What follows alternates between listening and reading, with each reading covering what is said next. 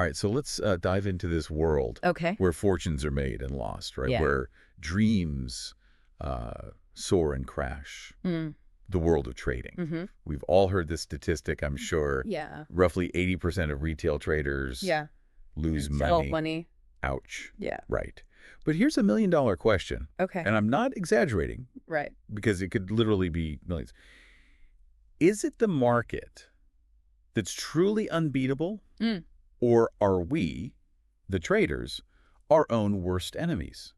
It's a fascinating question, and Sure. one that Tom Hougaard, Okay. a seasoned trader, tackles head-on in his book, Best Loser Wins. Best loser wins. He's been in the trenches, Right. seen the highs and lows, Yeah. and come out the other side with some unconventional wisdom. So that's what makes this deep dive so exciting. Yeah. We're not dissecting charts or crunching numbers today. No. We're going beyond the technical stuff Yeah. and into the psychology of trading, that often overlooked battleground where most traders meet their demise. You see, Yeah. Hougaard's journey started like many others, Okay. lured by the siren song of quick riches. Right. He even recounts a story about a guy Oh, wow. who turned a measly $5,000 into 8 million pounds trading. 8 million pounds, but then lost it all. Gone.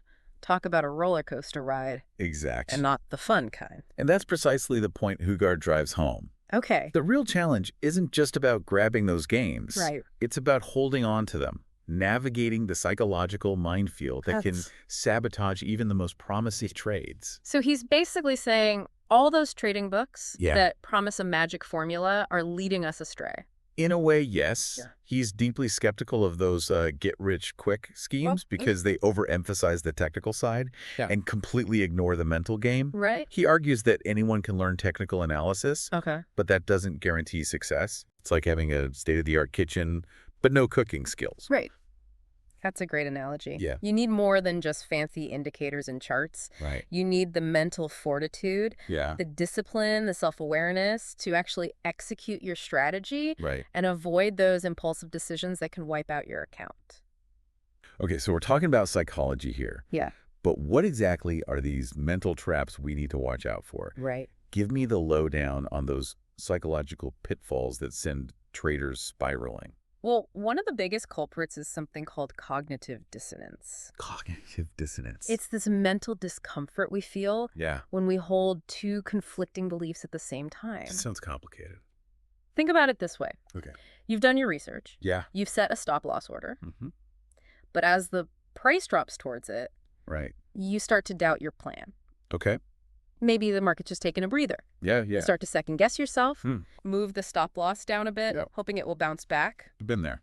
That, my friend, is cognitive dissonance at work. Oh, man, I've totally been there. Yeah. That feeling of maybe this time it'll be different, and then boom, bigger losses. And it's not just about stop losses. Right. Cognitive dissonance can creep in when taking profits, too. Okay. You see a nice gain, Uh-huh. but then that fear of milling out kicks in. What if it keeps going up? Right. I don't want to leave money on the table. Right. So you hold on, even though your plan was to sell at a certain point. It's like our brains are working against us. It is. This is making me realize that trading is way more about self-mastery than I initially thought. And here's where it gets even more interesting. Okay.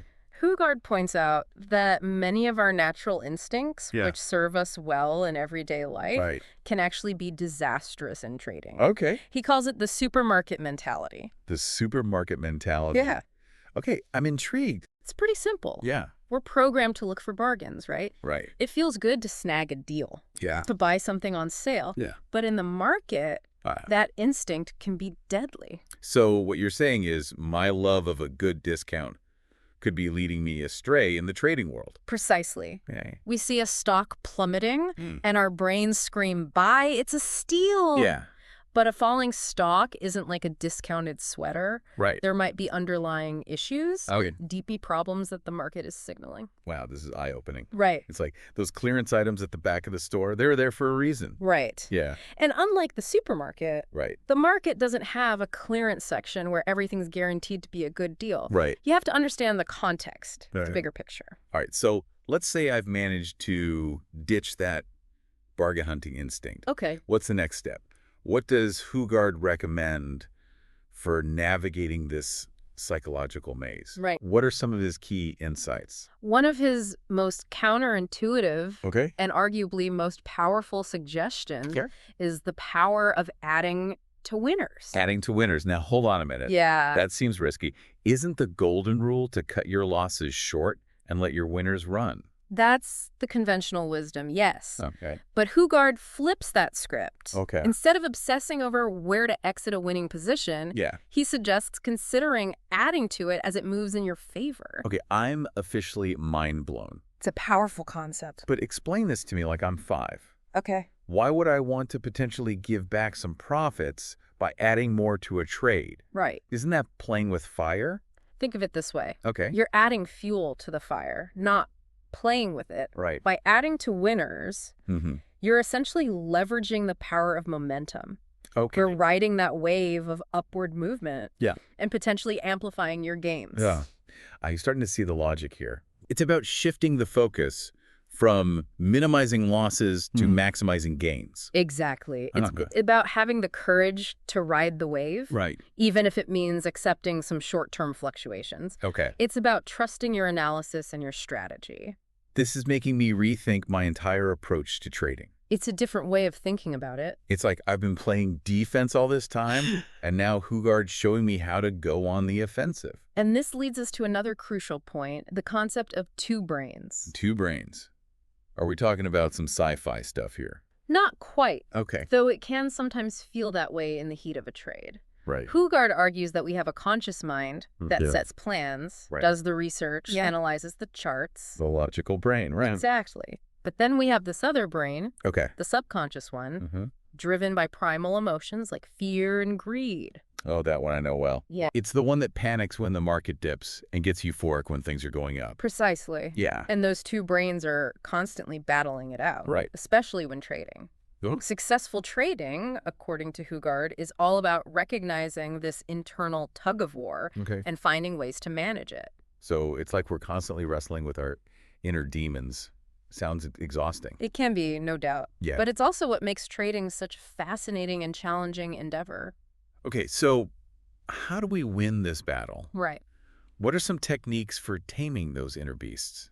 Well, one of Hougaard's favorite tools Yeah. is visualization and mental rehearsal. Now that sounds interesting. Yeah. I've heard about athletes using visualization to improve their performance. Right. But how does that work in trading? It's about training your mind Okay. to respond to market events in a calm and calculated way, rather than reacting impulsively based on fear or greed. So instead of picturing myself sipping cocktails on a beach with my trading profits, Right. I should be visualizing what? A market crash. You got it. That's where things get really interesting. Right. Instead of focusing on those rosy scenarios, Right. Hougaard actually visualizes big losses. Wow. Training himself to stay calm and stick to his plan even when things go south. Wait, hold on. That seems counterintuitive. I know, right? If I'm visualizing losses, won't that just make me more anxious and scared to trade? It could. Yeah. But it's about desensitizing yourself to the fear of loss. Oh. By mentally preparing for the worst-case scenario, you're essentially taking away its power. It's like getting inoculated against the fear virus. Exactly. Okay. And you know what's fascinating? Hougaard is brutally honest about his own setbacks. Okay. He even talks about Adam, a brilliant trader who had all the technical skills, but ultimately self-destructed. Wow, that's a sobering reminder that even the best can fall prey to their own psychology.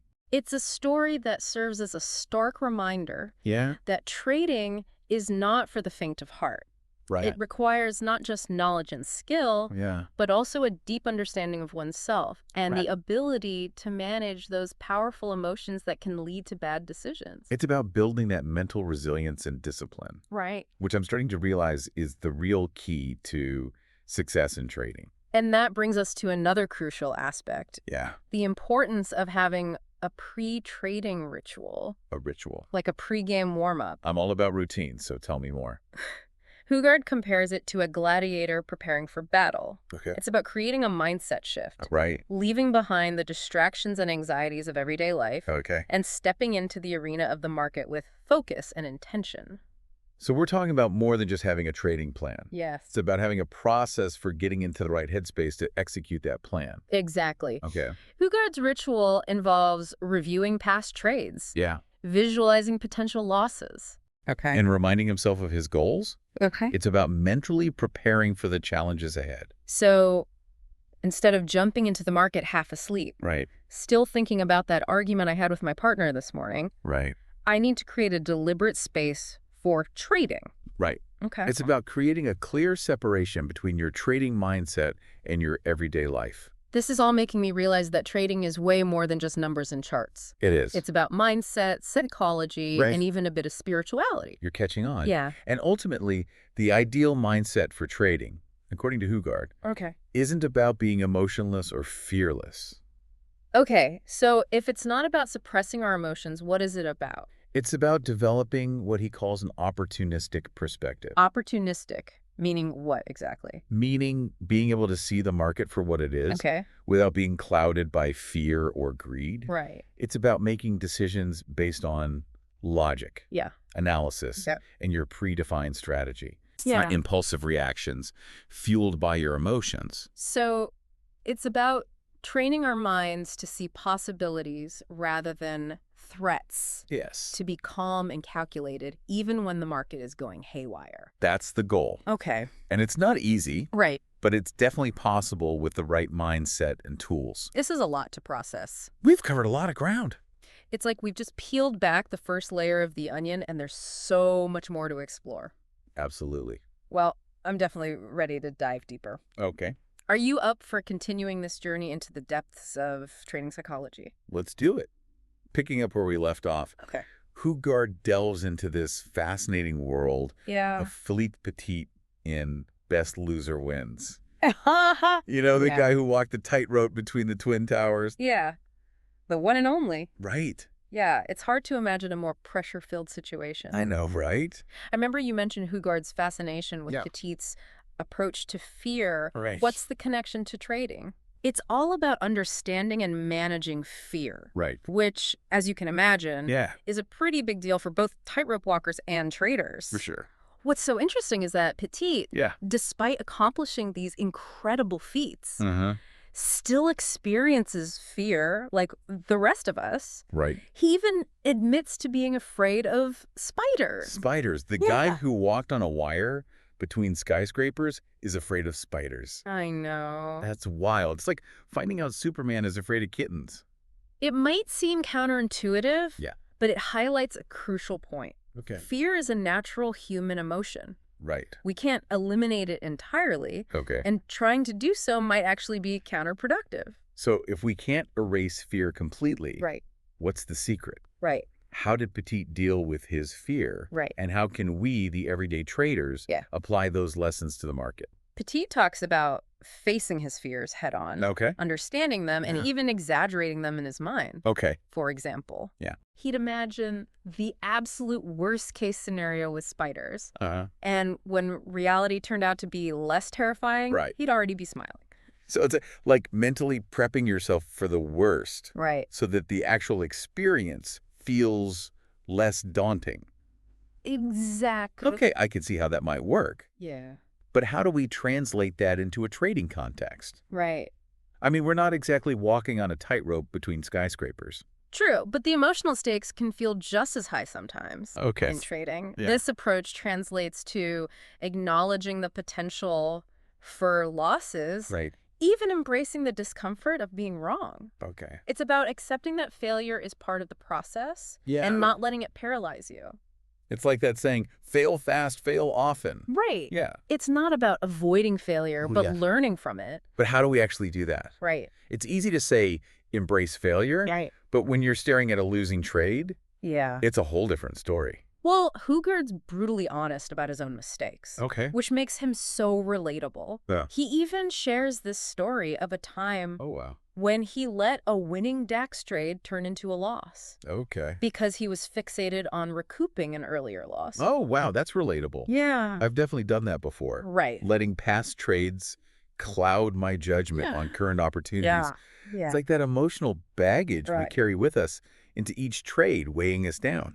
And that's why Hougaard emphasizes having a clear trading plan and sticking to it even when emotions are running high. Right. It's about having that discipline to execute your strategy without getting sidetracked by fear or greed. Just like having a roadmap and refusing to take detours, even when the scenery looks tempting. Exactly. Yeah. He also stresses the importance of reviewing your trades, both the wins and the losses, to identify patterns in your behavior and make adjustments. It's about treating your trading journal like a detective's case file, looking for clues and patterns. It's like being your own trading coach. Yeah. Constantly evaluating your performance. Right. And making sure you're learning from your mistakes. Right. But how do we know if we're learning? Right. What's the ultimate benchmark? Here's a thought-provoking point. Okay. Hougaard argues that in trading, the best loser is often the one who ultimately wins. Hold on. How can the best loser win? That sounds like a paradox. It's not about celebrating losses. Okay. It's about being able to manage risk effectively, accept losses gracefully when they occur, and move on without letting them derail your overall strategy. Okay. It's about having that mental fortitude to stay in the game, even when things are tough. It's like being a boxer. You might get knocked down a few times, but it's the ability to get back up that determines the champion. Yeah, so it's not about being right all the time, but about being able to bounce back from being wrong. It's about resilience and grit. Exactly. That's a really powerful idea. And it connects back to the idea of having an opportunistic mindset. Okay. It's not about predicting the market perfectly. It's about identifying and seizing opportunities as they arise. It's about being adaptable. Yes. Like a chameleon blending into its surroundings. Yeah. The market's always changing, so we need to change with it. Exactly. Yeah. And that requires developing a deep understanding of yourself. Your strengths, weaknesses, and emotional triggers. It's about knowing your own personal risk tolerance and trading style. So it's not just about understanding the market, but understanding your own psychology. It's like looking in the mirror before you step onto the trading battlefield. Yeah, you got it. Yeah. Because at the end of the day, the market doesn't care about your feelings. It's going to do what it's going to do, regardless of how you feel about it.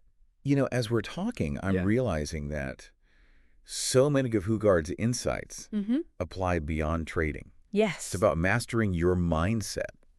In any challenging pursuit. Whether it's starting a business, running a marathon, or even just navigating the ups and downs of everyday life. Absolutely. Yeah. The principles of discipline, risk management, and emotional control are relevant in any field where there's a high degree of uncertainty and pressure. It's about being able to perform at your best. Even when the stakes are high. And that's something we can all strive for, whether we're traders, entrepreneurs, artists, or just trying to navigate the complexities of life. You know, one thing that keeps coming back to me is Hougaard's idea of adding to winners. It's such a counterintuitive concept. It is. But the more we unpack it, the more sense it makes. It's about pushing yourself beyond your comfort zone and capitalizing on opportunities when they present themselves. It requires a shift in perspective. We're so conditioned to think about cutting losses and preserving capital that the idea of intentionally increasing our exposure to a winning trade can feel downright terrifying. It's like we're fighting against our natural instincts to protect ourselves from pain. But as Hougaard points out, that same instinct can prevent us from achieving those massive gains. He uses a brilliant analogy to illustrate this point. Imagine you have two investments. One is up 50%. The other's down 50%. You need to raise some cash. So which one do you sell? Logically, it makes sense to sell a portion of the winning investment to lock in some profits and rebalance your portfolio. But Hougaard found that most people would rather sell the losing investment entirely, even though it means accepting a larger loss. It's like we're hoping that if we just hold on long enough, that losing investment will magically turn around. We're so averse to taking losses that we end up making bigger ones. Exactly. It's like refusing to sell that old clunker of a car because you're emotionally attached to it, even though it's costing you a fortune in repairs. And this brings us back to the two brains. the conscious mind, right, which understands the logic of cutting losses, and the subconscious mind, which is driven by fear and the desire to avoid pain. So it's like we're constantly battling against our own internal programming. Yeah. It's the classic angel on one shoulder, devil on the other scenario. And this is where Hougaard's emphasis on mental rehearsal and visualization becomes so important. It's about training our minds to respond to market events in a calm and calculated way, rather than reacting impulsively based on fear or greed. So it's about training our inner devil to work with the angel. Yes. Not against it. Exactly. Yeah. It's about taking control of our emotions so that they don't control our trading decisions. And Hougaard provides some very specific techniques for doing this. He does. Like visualizing those worst-case scenarios to desensitize yourself to the fear of loss. It's like facing your fear of heights by gradually working your way up to that top floor balcony. Or developing a pre-trading ritual to shift into the right mental space. Exactly. Like a basketball player going through their free throw routine. These are such valuable insights. And it's clear that Hougaard has really put a lot of thought into the psychological aspects of trading. I'm curious to hear more about his own personal journey and how he developed these insights. Did he always have this level of self-awareness? He's actually very candid about his own struggles. He talks about how he used to be a value trader, always trying to buy low and sell high.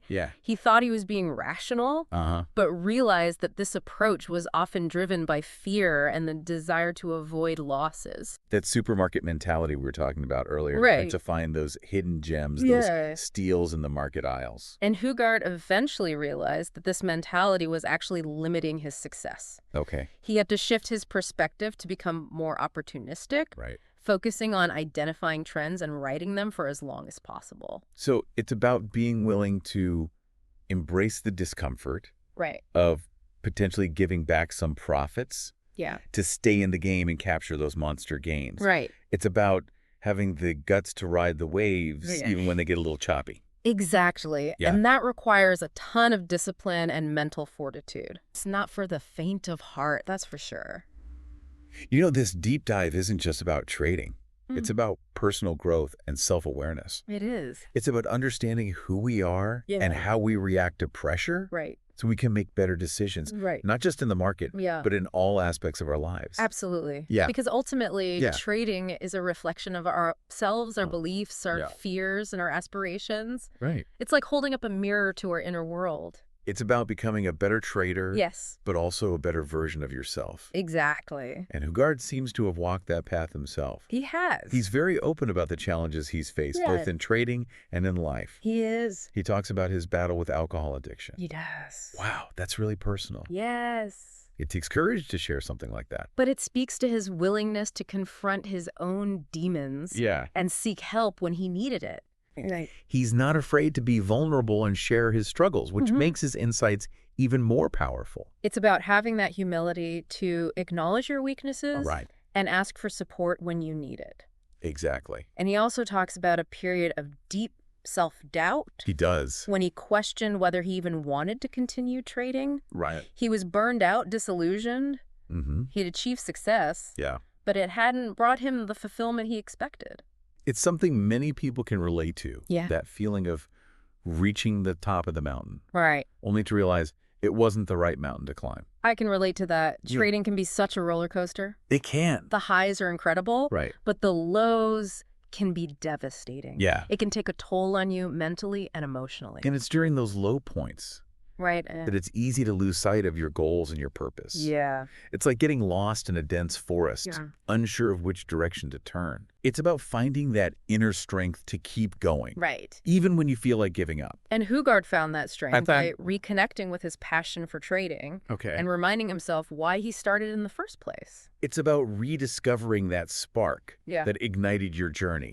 And using it to fuel your perseverance. Exactly. It's about remembering the joy of the game, the thrill of the challenge. And it's clear that Hougaard has found a way to integrate trading into his life in a way that brings him both financial success and personal fulfillment. He's not just chasing profits. He's pursuing a passion. He seems to have achieved that elusive balance between work and life, where trading isn't just a job. Right. It's an integral part of who he is. And he's not afraid to share his story, both the good and the bad, to help others navigate their own trading journeys. He's like a seasoned guide, leading fellow travelers through the treacherous terrain of the market. It's about using your experiences, both triumphs and the setbacks, to inspire and guide others. It's about paying it forward, sharing your wisdom with those who are following in your footsteps. And that's what makes Best Loser Wins such a compelling read. Yeah. It's not just a trading book. Right. It's a story of personal transformation and self-discovery. Okay. It's a reminder that the journey is just as important as the destination. You know, one thing that really struck me about Hougaard's approach is his emphasis on ritual.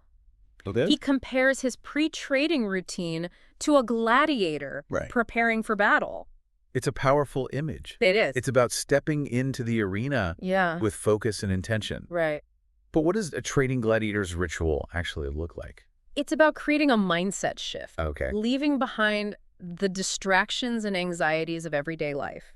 For Hougaard, it involves reviewing past trades, visualizing potential losses, and reminding himself of his goals. So it's not just about having a plan. It's about having a process for getting into the right headspace to execute that plan. It's like a mental warm-up routine. Exactly. Okay. He's mentally preparing for the challenges ahead. Acknowledging that the market can be a fierce opponent. Yes. It's like that saying, hope for the best, but prepare for the worst.